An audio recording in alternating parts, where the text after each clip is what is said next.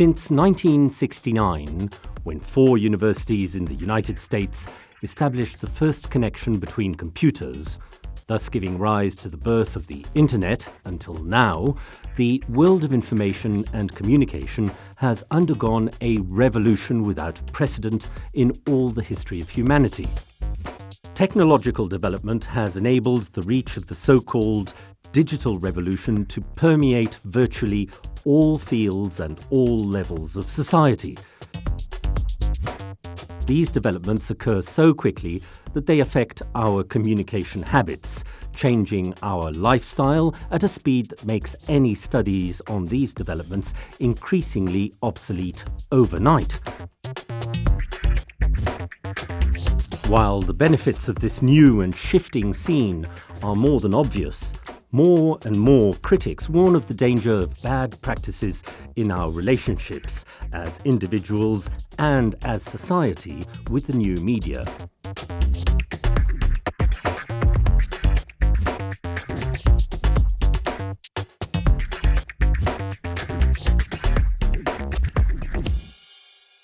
One of the most brilliant theorists involved in the research on new communication practices is Henry Jenkins, author of Convergence Culture.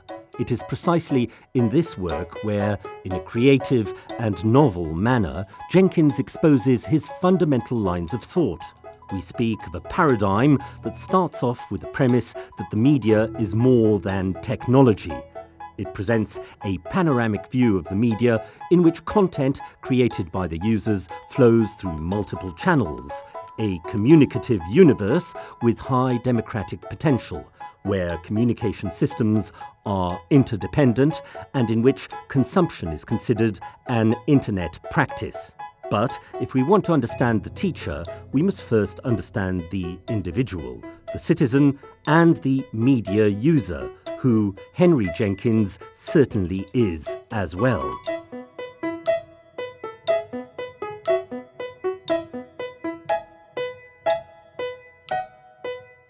To me, childhood was an incredibly happy time. I grew up in Atlanta.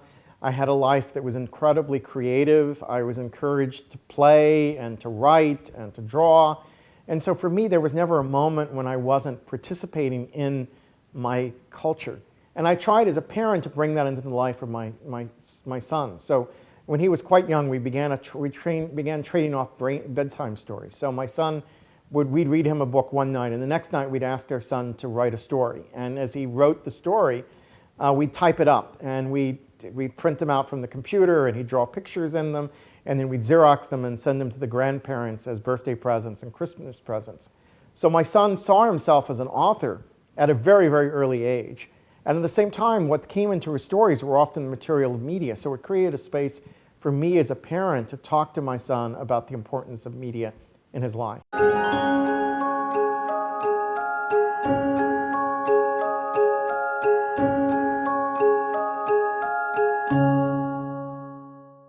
I think the most important thing right now for fathers and mothers is to be aware of what their young people are doing in the digital world. That they don't need parents snooping over their shoulders, right? There's too many technologies that are encouraging kids to spy on their kids, to follow behind them and look at the traces of what they've done online. I don't think that's the right model. I think the right model is they need adults to watch their back, right? They need adults who are aware of what they're doing, who ask them the same sort of questions about what they do online that you would ask about what they did with their friends offline. You wouldn't send your kids off to stay at someone's house without knowing a certain amount about it. And you wouldn't expect them to deal with problems on their own without providing them some guidance about your values, about what you see as safe.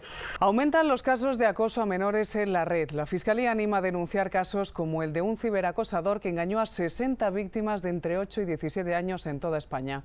Utilizó lo que se llama como grooming. Así es como se conoce ese engaño de un adulto para contactar con menores y obtener material de contenido sexual. The recent social alarm caused by the highly publicized news coverage of some cases of cyberbullying reveals the ways minors use the media, especially the internet, and the virtual realities where they interact, which are often beyond the control of their parents, who, in many cases, are digital illiterates. So it's important for parents to know what's going on in their kid's life. And that may be as simple as sitting down with a kid and watch them play a video game and be aware of the accomplishments they have in playing a video game, being proud of what they can do on the game because they're proud of it. You know, and parents who go and watch sporting events, maybe watch a soccer game where the kid's not playing that well, but you cheer them on and you celebrate what they've accomplished because it's important to the kid. The same thing should be going on as parents engage with kids in video games and help them feel a sense of power and accomplishment about what they're able to do in these new media environments.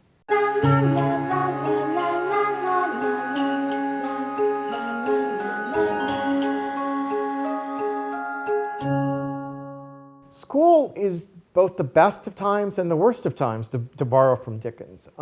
School can be that place that rewards creativity, intelligence, curiosity, or it can be the place that destroys them, that dampens them, that forces us into the box. And I think that's the choice we face right now, that school is the one force that can help democratize access to new media. But it can only do so if it embraces the changes that are coming rather than shutting them out. And I think there's a real struggle right now over schools around the world. How do they respond to a world where more people have a possibility of shaping cultural production and distribution, and yet we don't know how to incorporate that into the traditional ways that knowledge gets passed from one generation to the next.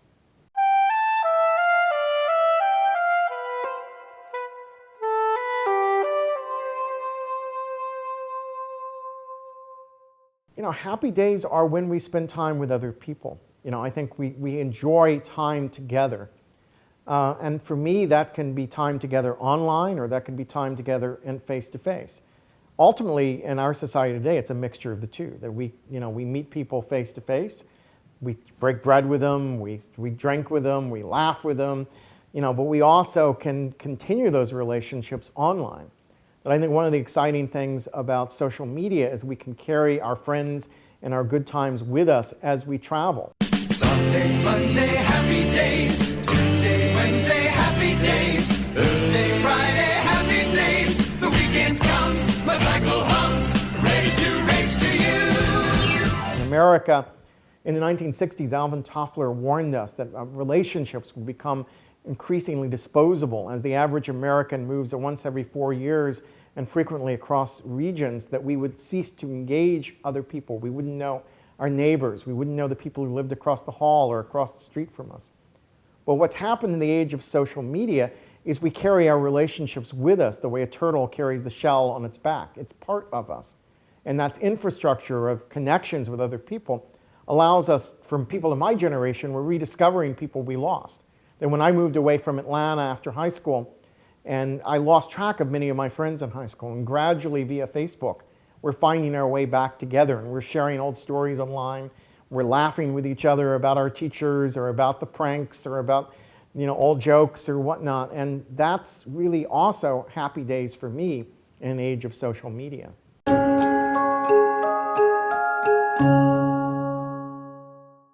I love television. I watch 2 or 3 hours of television a day. All kinds of television shows. I love reality shows like Survivor or Amazing Race. I love serious dramas like the HBO shows like Game of Thrones, or the AMC shows like Mad Men. I like everything from quality drama to the sleaziest, most exploitative dimensions of television. Run!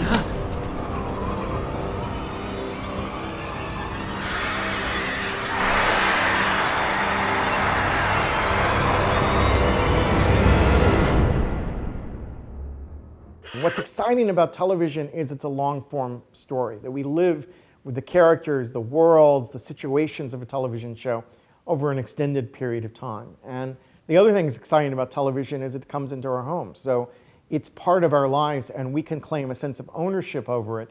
We can claim the right to tell those stories in a way that film always seems to belong somewhere else. Film's on a big screen, film's in public. Film is not fully ours, but television is something we own as fans, and I think that's a particularly powerful relationship.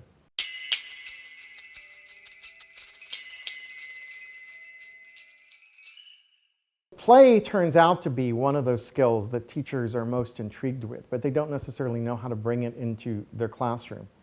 And we've developed in Los Angeles an after-school program called Play, which stands for Participatory Learning and You. The CyberWise Guide to Media Literacy. It used to be if you could do this and this, then you were media literate. Hip hip hooray!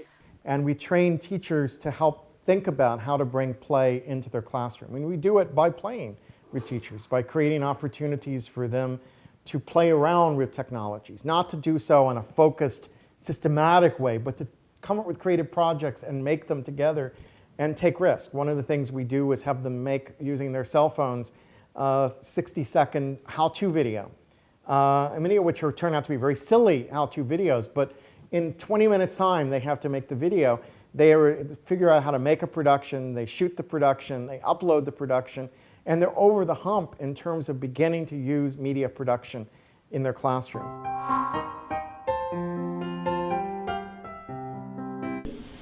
So when we first come into the program, we usually do a warm-up, like play a little game, and then they start like explaining us what we have been doing, and then they tell us like how does this relate to the next thing that we're gonna do, because we do some different stuff, and then like after working on our projects, and then over time we're gonna finish it, we wrap it up with word of wall. So we just start saying how does the project that we're gonna do and we're doing relate to the word wall, and then categorize it by the different meanings of each word that there is in the word. At the school where we work, we do have an after-school program. And in the after-school program, our young people are working with improvisational actors to learn how to use improv, to get in touch with their bodies, to get in touch with their emotions.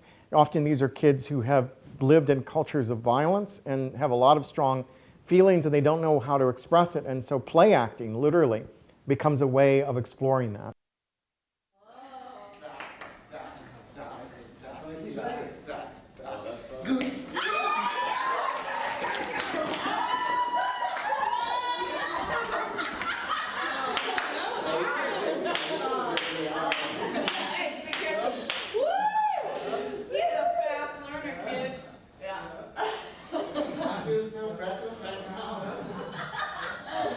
Or we recently brought a hip-hop artist, MC Lars, into the schools in Los Angeles.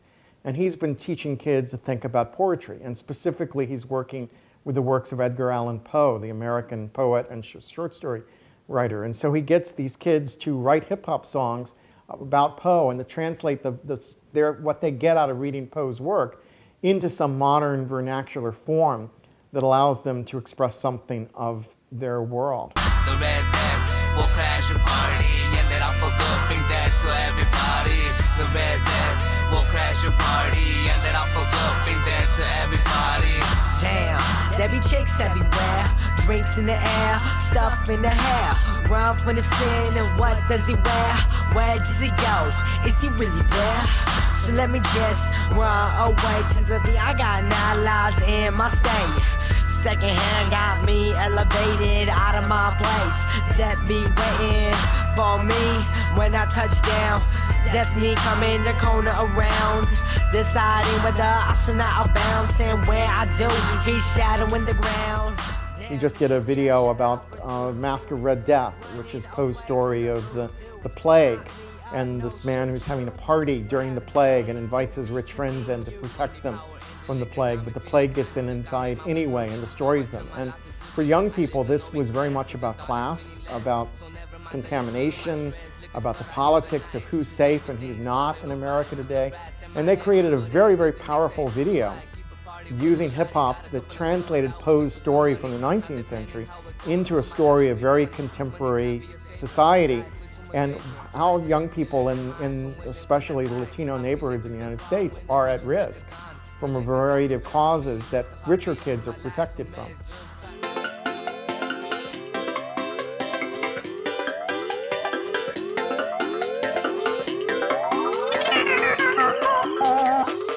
In addition to the use of communications media and the digital world in education, audiovisual literacy is another important main area of work developed by Jenkins.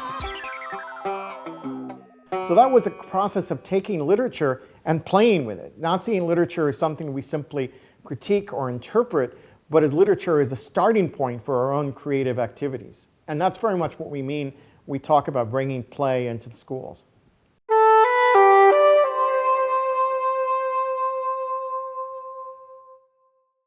I think ultimately it's about citizens. I think ultimately participatory culture is about moving us from being consumers of culture other people have produced to being full participants in the media environment.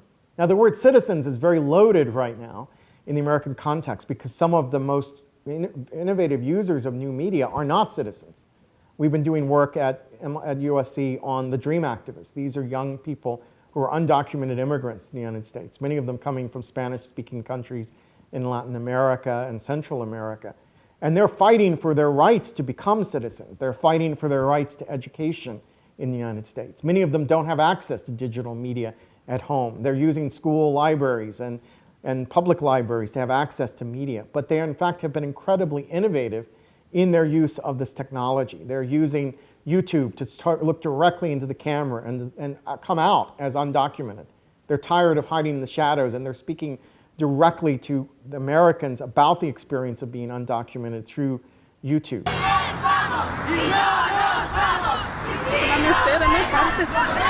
Pero él está desde el 22 de abril de 2012. ¿Cuántos hijos tiene usted? Él tiene 3, tenemos 3 hijos.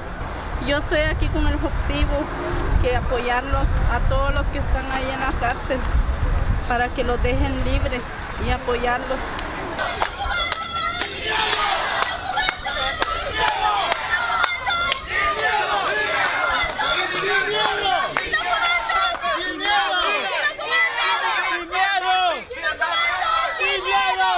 They're using blogs, they're using cartoons, they're using webcast and Twitter to get their story out. In some cases, they take real risks. Some of them are being deported because they outed themselves through social media and told their story online. But as they're deported from the country, they're still tweeting and telling their story. They're refusing to go quietly into the night. So for them, it's citizen, yes, a struggle for citizenship. But new media is a tool that they're using to assert their claim to become citizen in powerful new ways.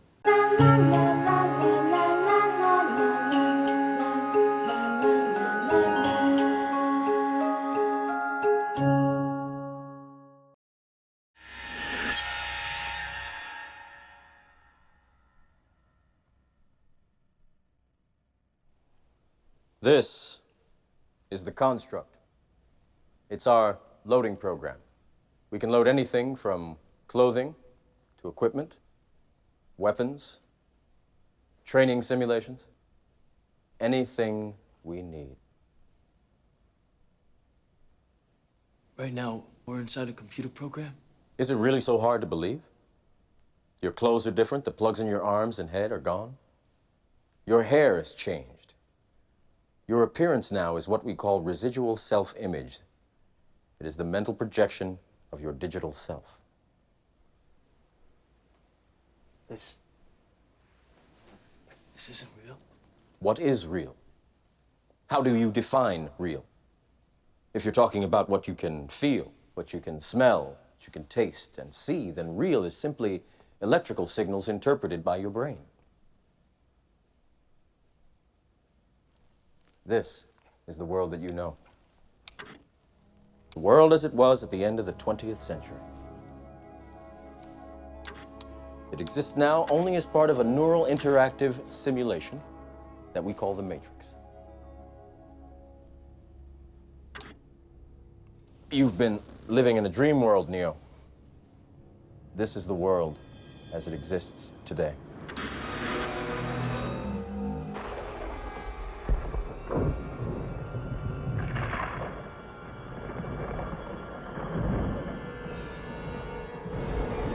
Welcome to the desert of the real. In the words of Jenkins, this is a time of transition, a time in which the old system is dying and the new media is at its advent. The possibilities are endless, and if we have reason to be concerned, we also have cause to be enthusiastic about the future. 30 to 40 group, take your places, please. Right. Let's see which one of us can touch his toes. Right over from the hips, brothers and sisters, please. 1, 2. 1, 2. 1, 2. 1, 2. Smith? 6079 Smith W? Yes, you. Bend lower. You're not trying. Watch me.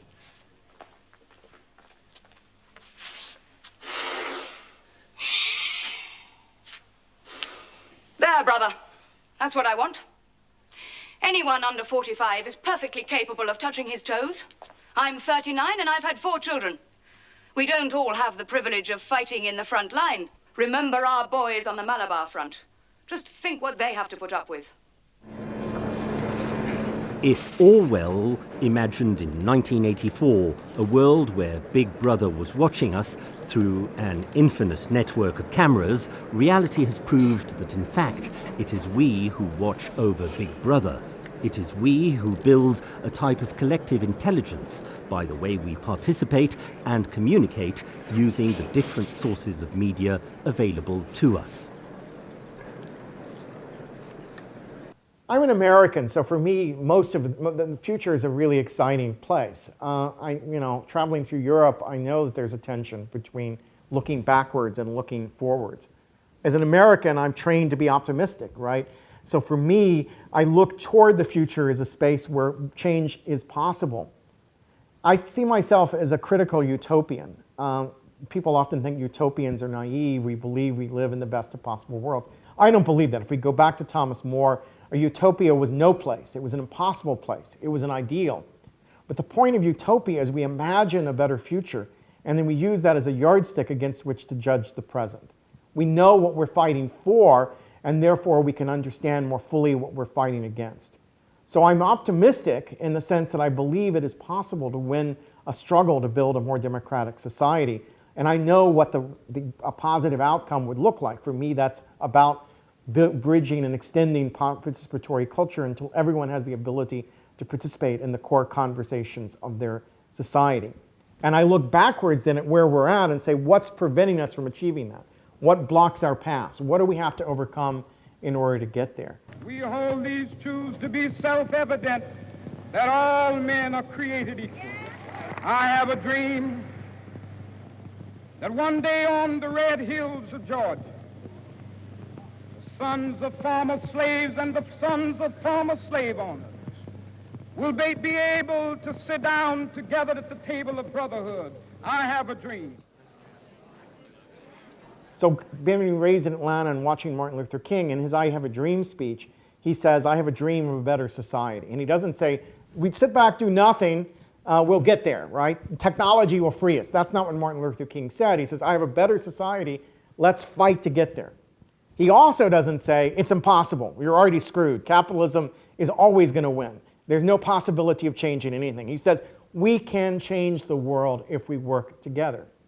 So from there, King is able to say, this is the problem. Segregation is the problem. Segregated schools is the problem.